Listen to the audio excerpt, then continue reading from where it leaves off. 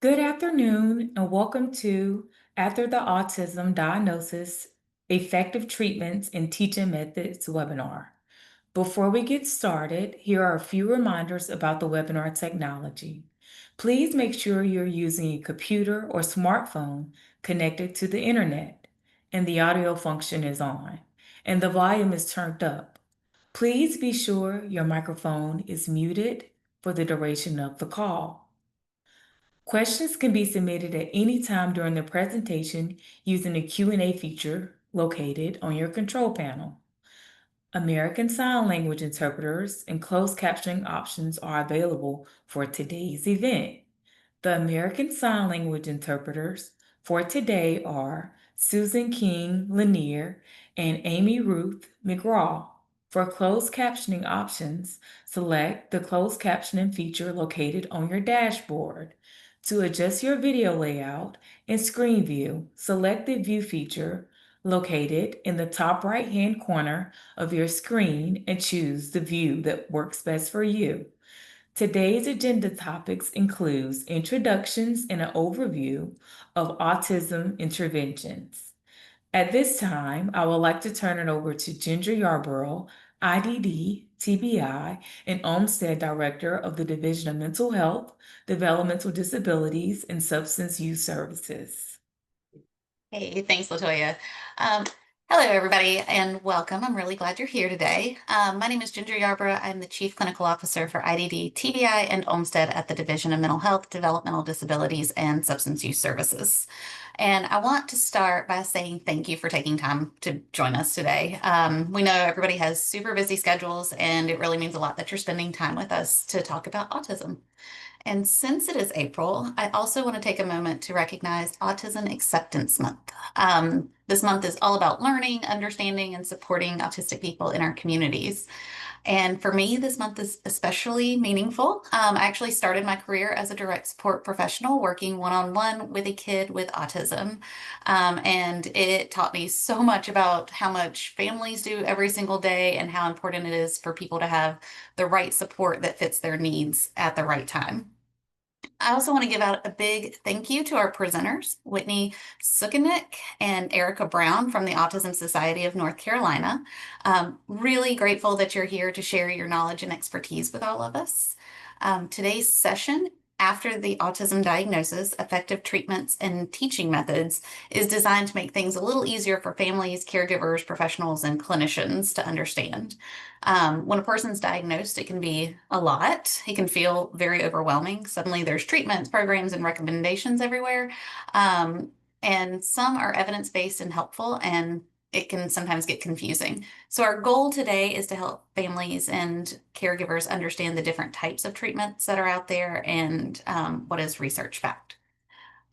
We also know that people do their best when services are combined with strong support at home and in the community, and just making sure, again, that people can get what they need when they need it makes a huge difference.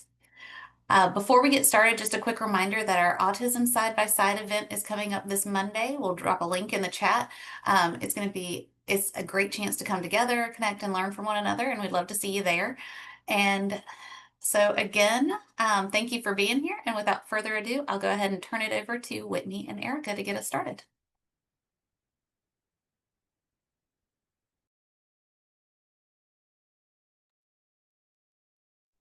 Hi there. I'll go ahead and introduce myself as we're waiting on the presentation to get pulled up. So my name is Whitney Sukonick. I am our clinical director here at the Autism Society of North Carolina. My background is in clinical work, almost exclusively in the autism sector. So that will be the frame of knowledge and experience that I am coming from today. And Erica, do you want to go ahead and introduce yourself too? Sure. My name is Erica Brown. I'm the Associate Clinical Director here at Autism Society of North Carolina. And I have had a lot of experience within the school system as well as the school system as well as in home and in clinic. So we're going to kind of bring all of those experiences that we have together as we're presenting different autism interventions.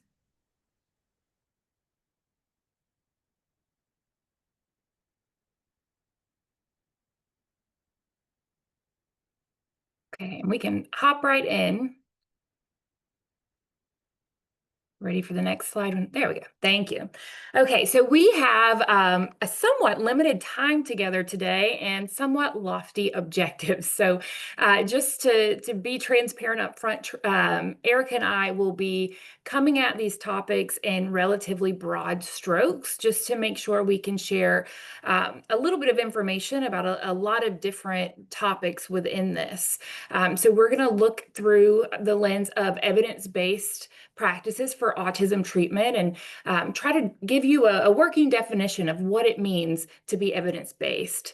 I think that's a buzzword that gets thrown around quite a bit, and not everything that's maybe described with that label actually is up to snuff in terms of the actual definition of what it means to be evidence-based. So we'll walk through some guidelines there and what we know about the current evidence-based practices for autism treatment.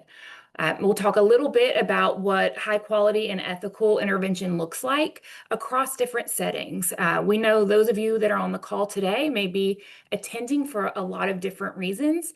You may be pursuing autism treatment, you may be on some waiting lists, you may work in this field and are hoping to learn a little bit more about the different options that you might be referring some of the families that you're supporting. So we want to make sure that we can provide some information about what intervention can look like, not just in a therapy setting, but some practical strategies that will support families in promoting communication, engagement, play, and safe behaviors in their homes and in their communities as well. Next slide. Everything we talk about today will be through the lens of this term neurodiversity, which in previous presentations, I've sort of referred to this as a new term that's circulating, but I'm not sure that that's true anymore. And I think that's great. I think this is a term that most folks are familiar with now. My working definition of neurodiversity is that it's this idea that all brains are different. Just like there are differences in personalities, there are differences in the way people's brains work. And all brains are brains that come with strengths and are differences that we look to celebrate and affirm, rather than looking at differences that we are hoping to change. We're never looking to make someone less autistic or suppress any of their presentation of autism. The idea of neurodiversity is to celebrate differences of all kinds. And for those of us that are providers in this space, really what it means to be neurodiversity affirming is that we are learning about the individuals we support on a personal, individualized basis, understanding their strengths, their areas where they hope to grow and the goals they want to achieve, and looking at the strategies that we apply in terms of intervention through this lens of what does this person want for themselves, not how do we change the way they interact or think or behave to fit quote unquote neurotypical standards. So everything we talk about today will be through that lens, and neither Erica nor I are on the autism spectrum ourselves. So we will also be speaking through the lens of professionals working in the field, and not through that lens of lived experience, which I think is important to point out. I think seeking information about neurodiversity and how to be a neurodiversity affirming provider, it's really important to also seek out information about that from folks on the spectrum directly. Next slide.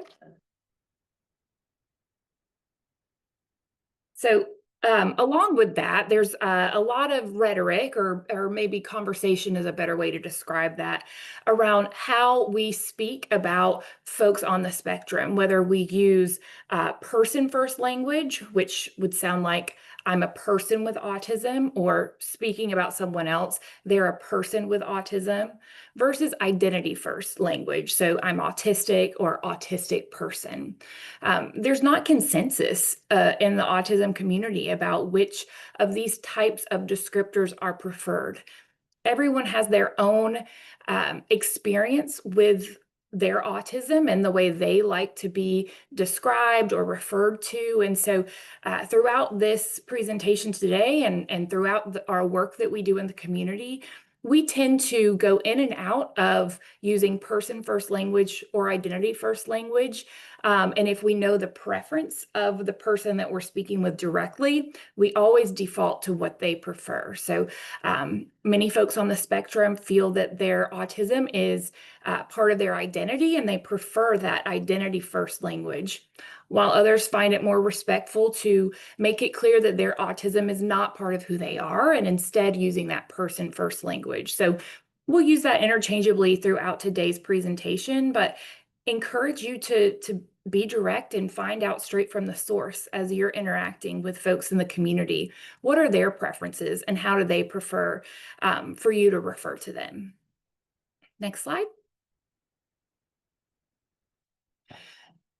So a lot of families, we know some of the hardest work is on the front end in working to establish that autism diagnosis.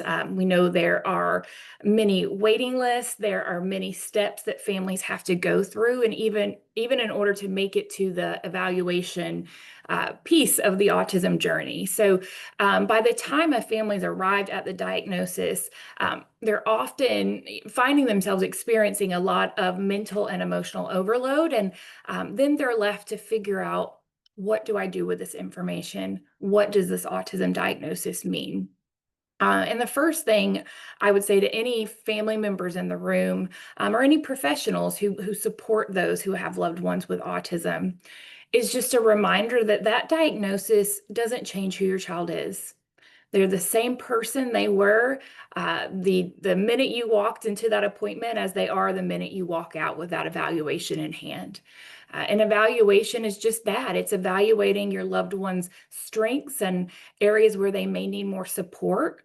And at the end of the day, our hope is that a diagnosis provides a roadmap for families and for individuals to navigate the supports that are out there, the types of interventions or services that might be helpful to them or to their child. So looking at the diagnosis through that lens of a tool, rather than anything about your child changing or anything about who they are and who you know them to be. Next slide. So for any good road trip, you need people along in the car with you, right? You need your road trip support system. Just like when you're starting this journey, building your support system is one of the most important things that you can do for yourself and for your child to set you all and your whole family unit up for success. We know that autism is a lifelong journey. It's something that it obviously does not end in childhood, though a lot of the work up front is done in laying the groundwork for what support looks like for your child right after that diagnosis. But reaching out to family and friends and building those natural supports who really understand you, your child, the culture of your family, and who can be open-minded, natural supports who are there for you along the journey. I know for many, I've certainly worked with many families who felt like they didn't have much in terms of a family and friend support system. If you haven't lived it, autism can be hard to make other people understand, to understand that parenting looks different when you have a child with autism. The way you interact with your child may not be the way that your parents interacted with you. And that's okay. That's you being responsive to your child's needs. But I know that can also be a fairly isolating experience for many. So I urge you, if you don't have that natural support network, or even if you do, to reach out to resources that are available in your community and start building that support system. One of the most powerful tools that I can recommend anyone explore is reaching out to people like autism resource specialists who are available here at the Autism Society of North Carolina, and at other agencies across the state certainly have folks working in similar family support capacities like family navigators or family partners.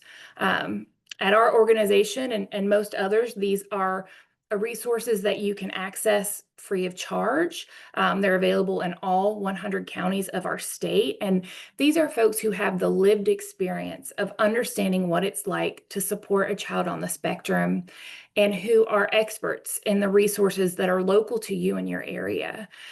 We know that supporting a child with autism often comes along with the need for specialty providers, developmental pediatricians, some of the different types of therapists that we will talk through in the rest of this presentation. And it's a whole part-time job in and of itself to track down and locate what resources are available in my area, how do I access them, what types of documentation or funding or other types of resources do I need to be able to utilize these for my child.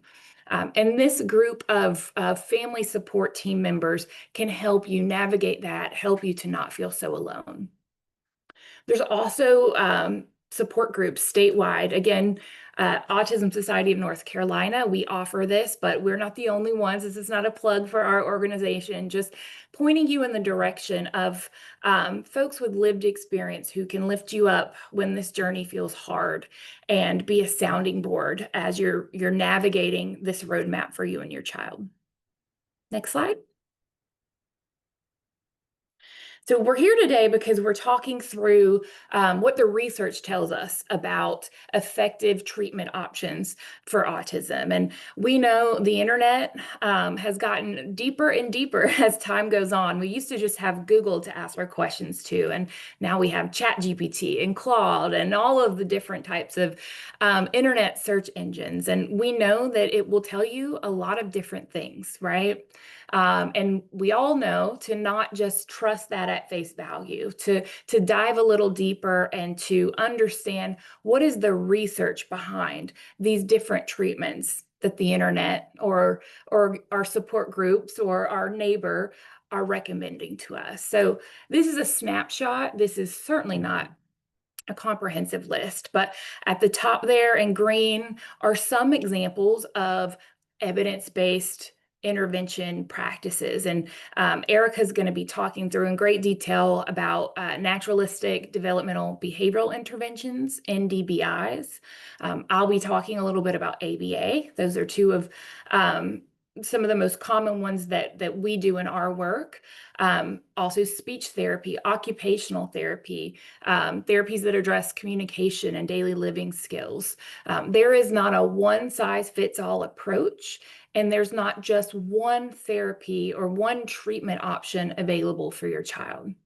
We won't have time today to tell you everything about all of them. Again, we'll be hitting in broad strokes, but what we hope to leave you with today is an idea of some of the questions to ask providers, some of the ways that you might do your own research around what evidence is backing this therapy option I'm looking into for my child. There's many different providers for all of the different types of therapies out there. And we're fortunate enough in our state to have several multidisciplinary clinics who offer many of these evidence-based treatments all in one place. Places like the Carolina Institute for Developmental Disabilities or Duke Autism Center, the Appalachian State University interdisciplinary team. So there's many options like that out there, and we encourage you to look into all of those and reach out to professionals in your area to get a sense of their recommendations. That second level there are some of, in the light yellow, some interventions that are not yet considered evidence-based best practices, but they do have emerging research to show promise there. So sometimes things are not yet designated as evidence-based because not enough research has been done to meet that criteria. Doesn't mean they're not effective. It doesn't mean they won't be evidence-based once the threshold for the research that needs to be done has been completed. And then on the bottom, we won't spend time talking about those that have no evidence behind them or those that have been flagged as potentially harmful. Next slide.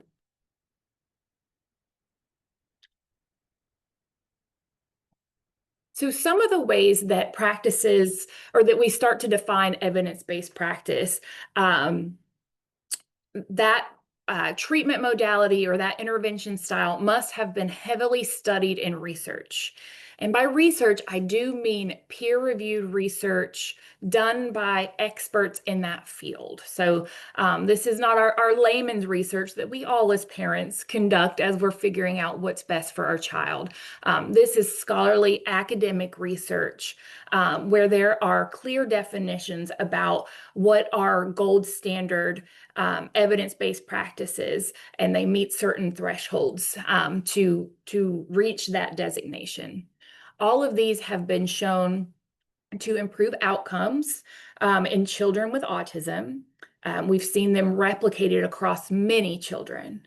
I do have an asterisk here because I think it's important to mention that while we have seen these evidence-based practices replicated across many different children, more often than not, the children in these studies were not representative of our full population. So by and large, they were white, and by and large, they were male. So we see that the research is not yet representative of our children of color and of our females. So there's a lot of emerging work happening there. And certainly I don't say that to indicate that these practices are not effective for those populations, but I would be remiss if I didn't point that out and point out the need for ongoing research and robust representation of our full population. So these practices are grounded in data, not grounded in opinion. And the ones that we'll go over today, the 28 evidence-based practices for autism intervention, much of that work was done straight out of the UNC Frank Porter Graham Child Development Institute right here in North Carolina, which is awesome. And in a lot of ways, we are a hub for autism research and autism support. And so very, very proud that we're in the state where so much great work is happening. Next slide.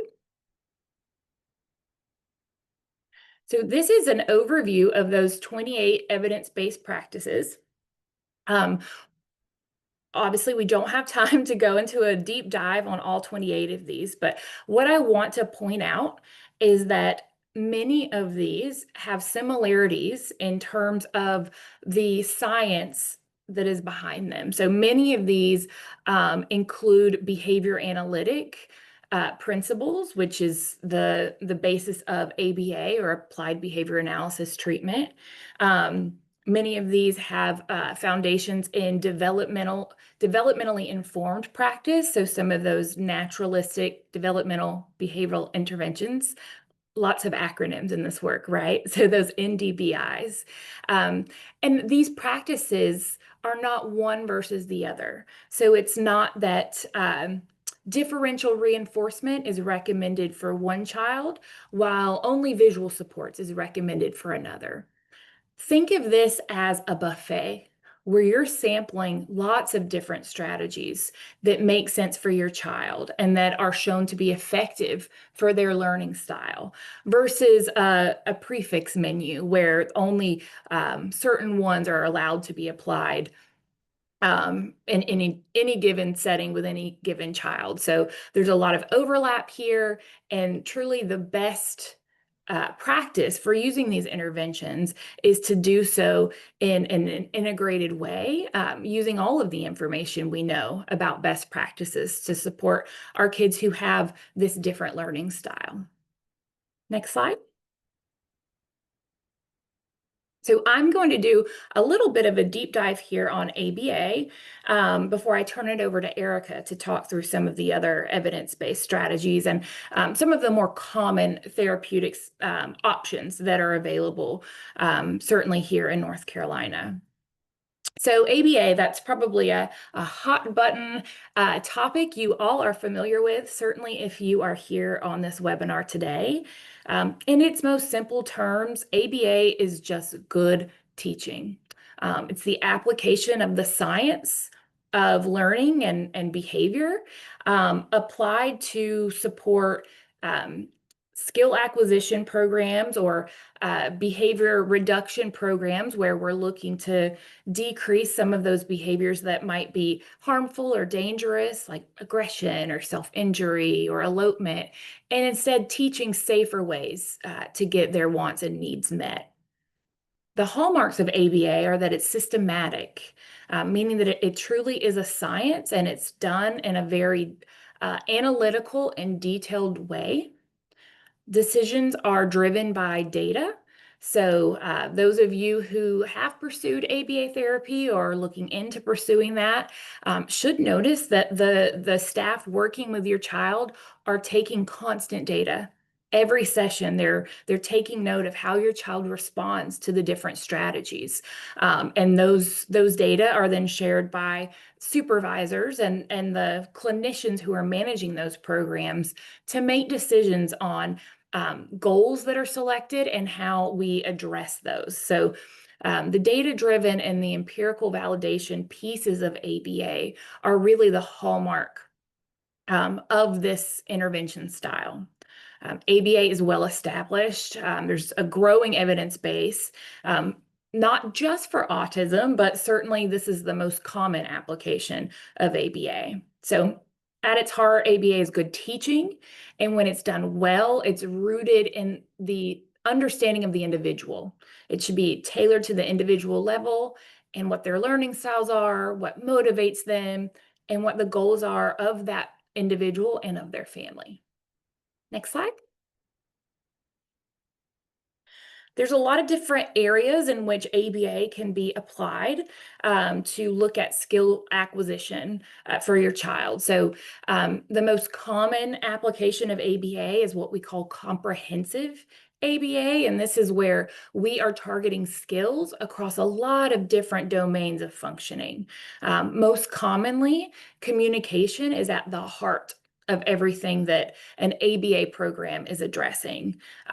Looking at communication as self-advocacy, either establishing communication systems or making existing communication systems more robust, increasing social understanding or social skills in whatever way is meaningful to that individual. So again, this is not teaching them skills to mask their autism. This is teaching them skills to achieve the social goals they have for themselves. Daily living skills, school readiness, and again, some of those behavior reduction targets that I mentioned. Next slide.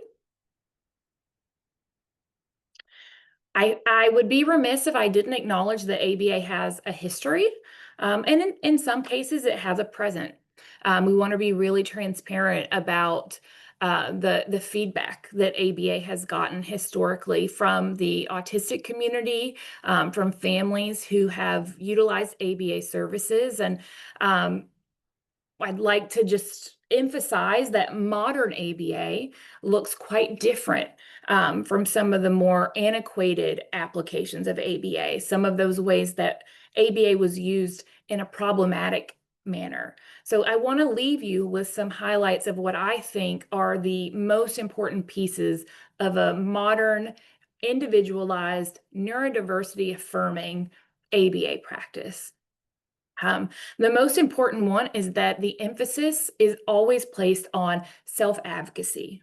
So we want to teach your child to tell us no, to tell us I'm done with this, that I don't want this, I want that. Just like any peer their age, they need to be able to express themselves in all manner of ways, and certainly saying no and providing dissent to something is incredibly important. Through that lens, we want to connect on the level of empowerment. We want the participants in our programs to feel like they are in charge and to be in charge. So good ABA is participant-led, and the teaching opportunities that we're building in are in the context of play or naturally occurring routines, where the motivation can be intrinsic and the teaching strategies make sense given the context. It's incredibly important that sensory needs are understood and that they're honored and they're accommodated. Your child should look happy, relaxed, and engaged in an ABA session. They should not look distressed. They should not have any barriers to addressing their sensory needs and being able to express themselves in whatever way makes sense to them at the time in the session. And then the most important thing that I'll leave you with about high quality ABA is that you as caregivers are the heart and soul of that team. You should have a seat at the table in decision making around goals, around teaching strategies, and what makes sense for your family and what can be applied successfully outside of session. The goal of any high quality ABA provider is to work ourselves out of a job so that we can empower you with the tools that you need to support your child in a naturalistic way where they don't have to have therapy lifelong, and that we are equipping caregivers with the tools they need for lifelong support. And we can go to the next slide and let Erica take over from here.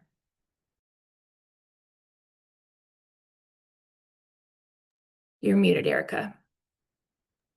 I should have known that. Thank you. I'm sorry, I was muted. We're gonna skip this slide just in the interest of time, but this would be your treatment team. And so those are all words. You have that for you, for families that are out there, just to get a little bit more information. So we can go on to the next slide.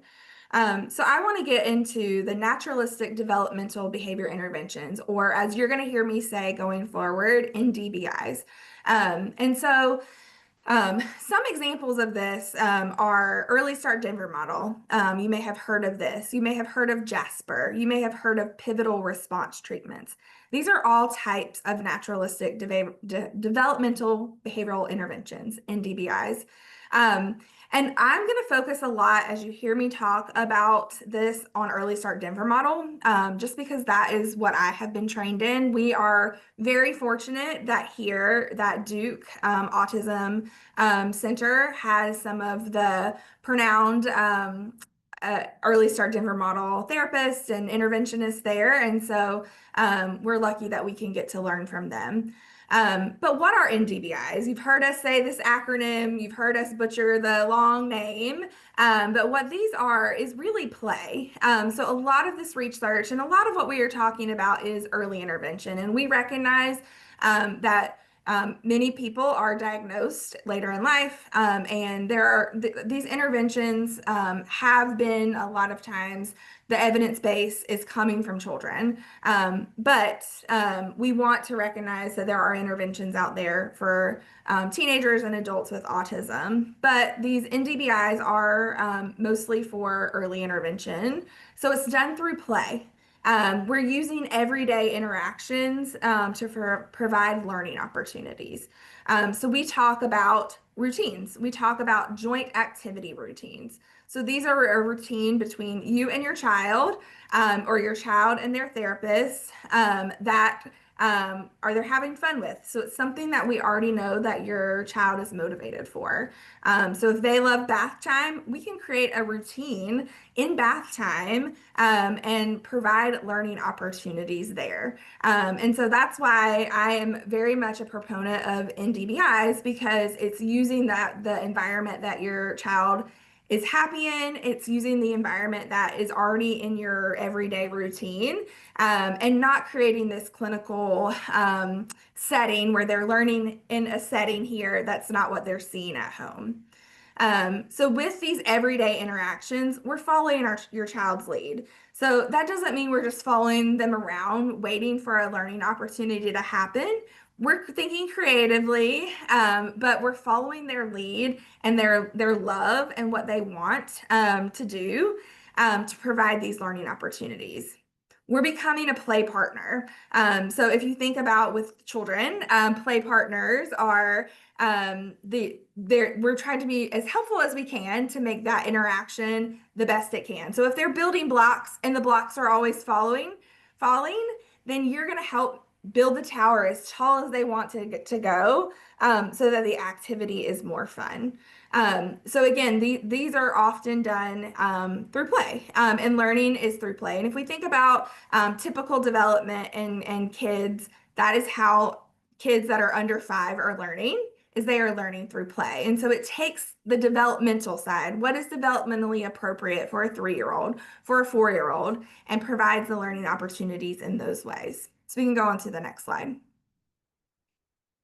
Um, and when we did this presentation before, I had a very cute video, and we don't have that for the interest of time. But again, in the opportunities and when we're teaching through NDVIs, the kids are laughing, they're having fun.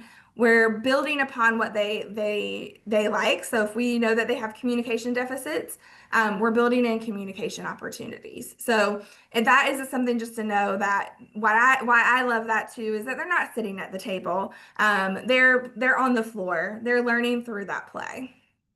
And then we have to go to teach or structured teaching. So again, as Whitney mentioned before, we are very fortunate in North Carolina that we have a lot of institutions that provide research around autism.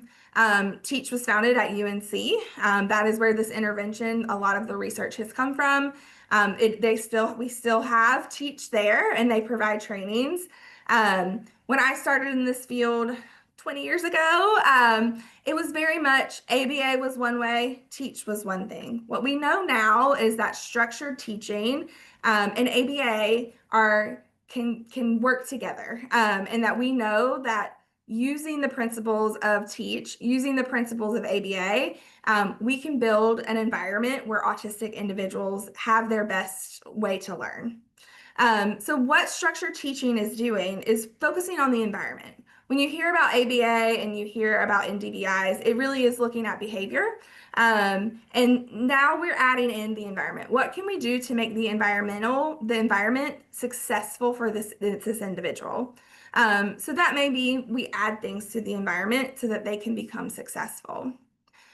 So what we're doing is we are working on looking at what are the expectations of this environment? How can our individuals work independently? With all of these practices, we're hoping to make the individual that we're working with their best independent self, whatever that may look like. And so Teach uses a lot of visual supports. So anytime I'm doing a training, you are going to hear me say, use a visual support. This is going to help you then use a predictable and set up a predictable routine for your loved one. You often are seeing these principles in a classroom. So a lot of our classrooms around North Carolina are implementing these structured teaching principles. Again, a lot of times what that is visual supports. But there's other things that we can do. Physical organization. How have we set the environment up so that the child knows that this is where I sit and this is where I eat my lunch? Have we set up the environment for them to know that my clothes go in this hamper when I'm done? We can set up things so that the setting up a predictable routine so that the environment leads the child to do this routine independently. I always use with visual schedules. If I did not have this on my team's calendar, I would not be here. If I do not put addresses in my GPS, I would not know where I get. Those are both visual supports that we, as typically developing individuals, use on a regular basis. So why should our students that we're working with, our loved ones that we're working with, not have those same visual supports? So we may have to start with simple first thens, with pictures. First, we sit and we eat our lunch, and then you get your preferred iPad time. So we start very simply for a lot of our learners. And then we can work up so that they know their entire day. I have individuals that I work with that have a calendar for the week so that they know on Monday they're going to go to the park, and then on Friday they go and they get their public sub, and so we can really set it up so that their life becomes predictable. And when there are changes, because we know that life often brings us changes that we weren't prepared for, we can prepare them using those visual supports. Again, you'll often see in many classrooms work systems. And we have a picture, I believe, on the next slide of an example of this work system. We can also build these into our home lives too. So maybe you want to get the bathroom routine independent with your child. We can use little cubby boxes or other things to set them up so that they can complete that task independently. So in the top, there's the toothpaste. The next bin, there's our toothbrush. There's a washcloth for washing their face. So we set it up for them so that they can do this routine independently. Now, with all of these things within our structured teaching, visual supports or work systems, we have to teach first. We can't just throw the visual schedule at them and expect them to just do it. We have to use some of the principles that we talked about earlier to really set up the day so that they can learn the visual support or learn the work system. We can go to the next slide. So these are just some of the structured teaching examples. So like I mentioned, this get ready routine, this is exactly what I was talking about, where we have at the top that they're brushing their teeth, and then they go all the way down to that they put their shoes and coat on before they leave. And so these are really, all of these examples are ones that you could implement in a school setting, but also at home. And so that's our goal. You can go to the next slide. So when we really are talking about evidence-based practices, and so we have the ones that we talked about today, but you could add on here speech therapy, you could add on here OT, you could add on here all the other evidence-based therapies and practices that Whitney mentioned before. As we talked about, we want to make sure that this is not just we do ABA and that's all we do. We want to bring everything together. We collaborate, and for us at the Autism Society, we do ABA, and we're doing all of these things together. So I always say when our powers combine, we're providing comprehensive care, individualized care, to support our individuals that we're working with to be their best self, whatever that may look like. And so that is kind of what we want to leave you with when we're talking about this, is that it's not a one size fit all, that your kid looks like this is exactly what you're going to do. We want to emphasize that this is all working together and collaborating, that ABA needs speech, ABA needs NDBIs, and so on and so forth. So we can go forward to the next slide.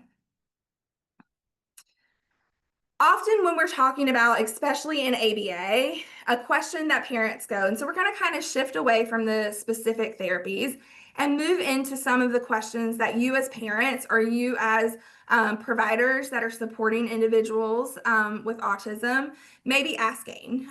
So we often are being asked, how much services should my child get? What are the number of interventions by hours that my child can get? And this is a lot of times around ABA.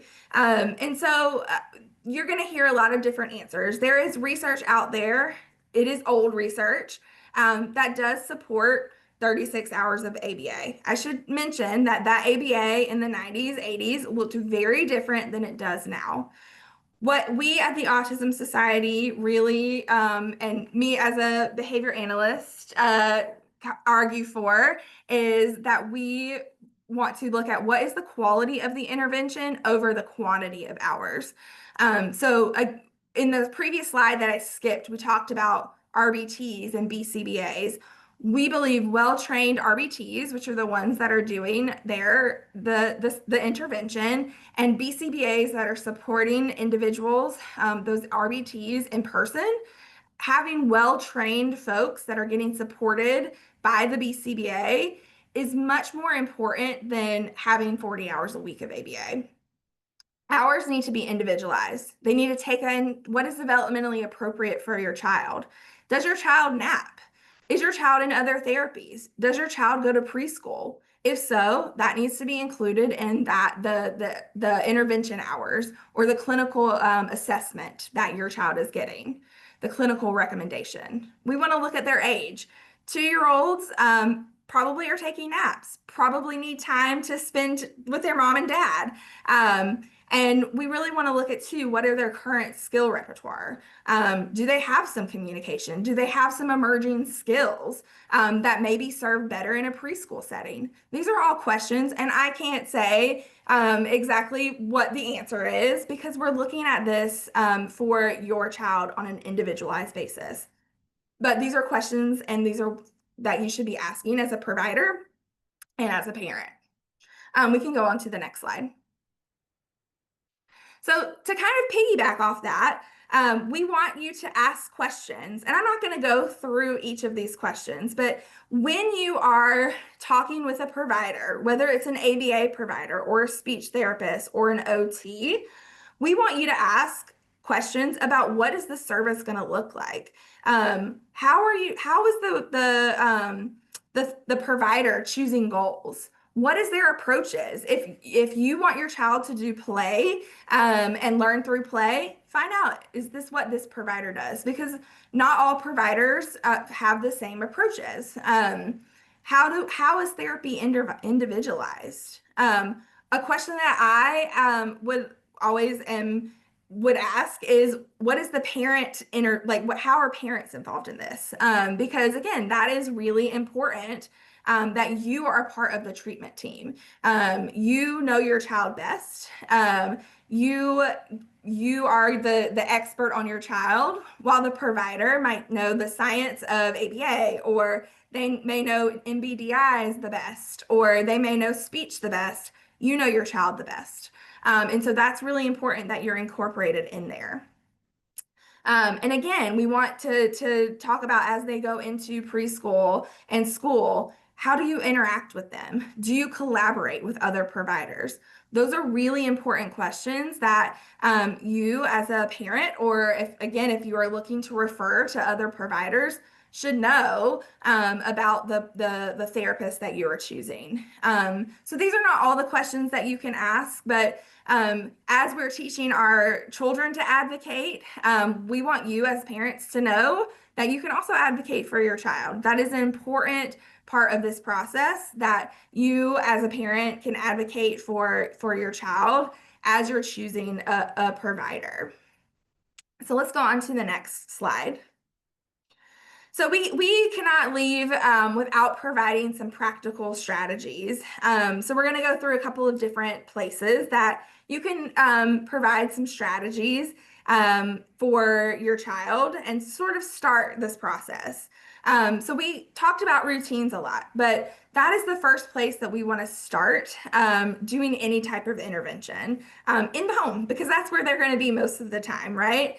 And so again, we kind of quickly moved across from NDBIs, but those are those routines. It's really important that we're setting up routines.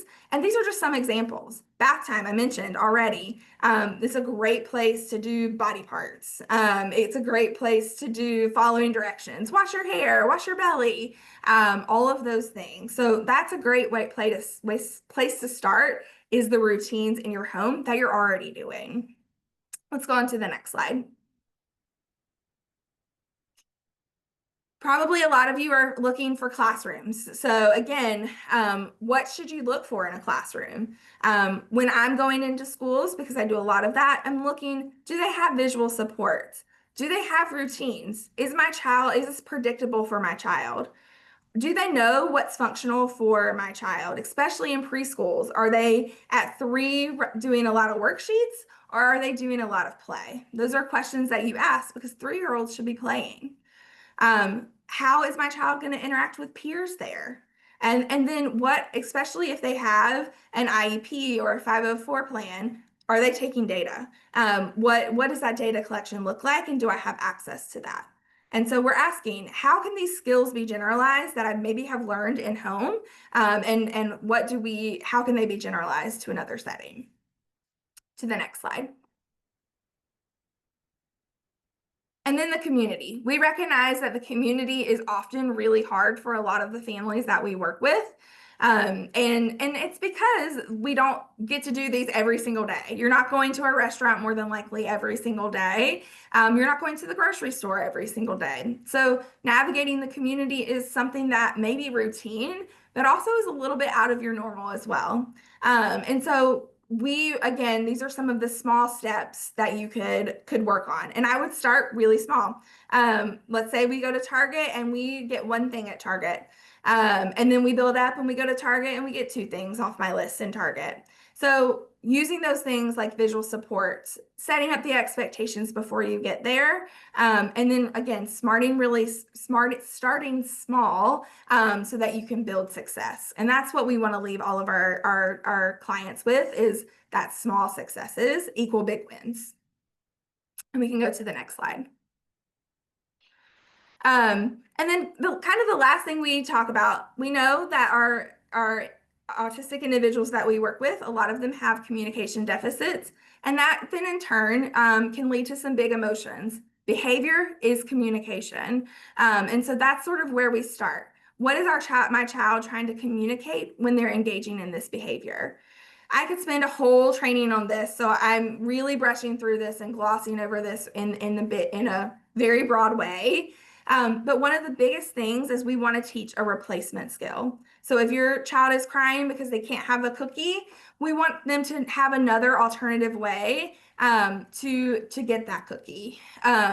We need to offer and validate our child's feelings, knowing that waiting for a cookie is hard, and saying that. I know it's hard. I know you want this cookie, but we need to eat our dinner first. So oftentimes it takes a lot of practice, a lot of patience from you, and working with your team to support these big emotions. And I'm sorry I can't go into more on that. We can go to the next slide. And these are our few final thoughts. Again, we want to empower providers, empower parents to advocate for their child. You are your child's best advocate. When I am working with families, I'm listening to them, and I want to hear what they have to say, because if I say something that's not going to work for their family, then it's not going to work for their family. Trust your instincts. If something is giving you, is setting off your red flag, listen to it, ask questions, and trust your instincts. Talk to other people about that. Progress takes time.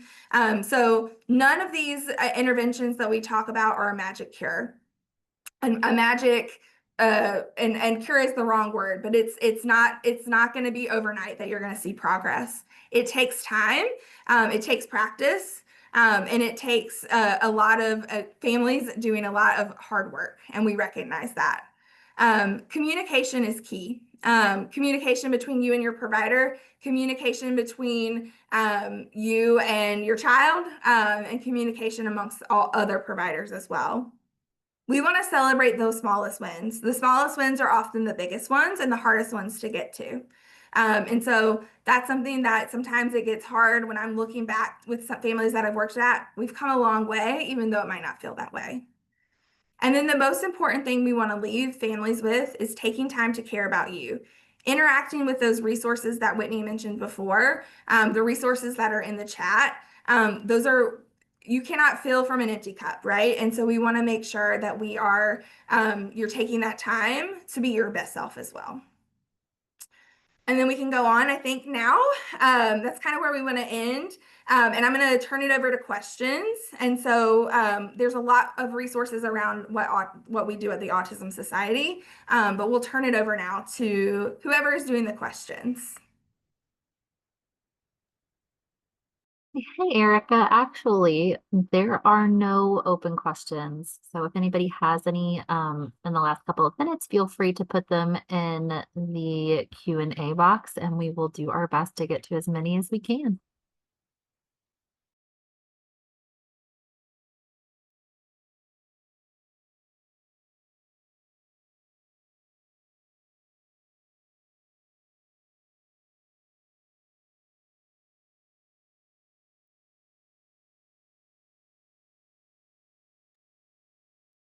Okay.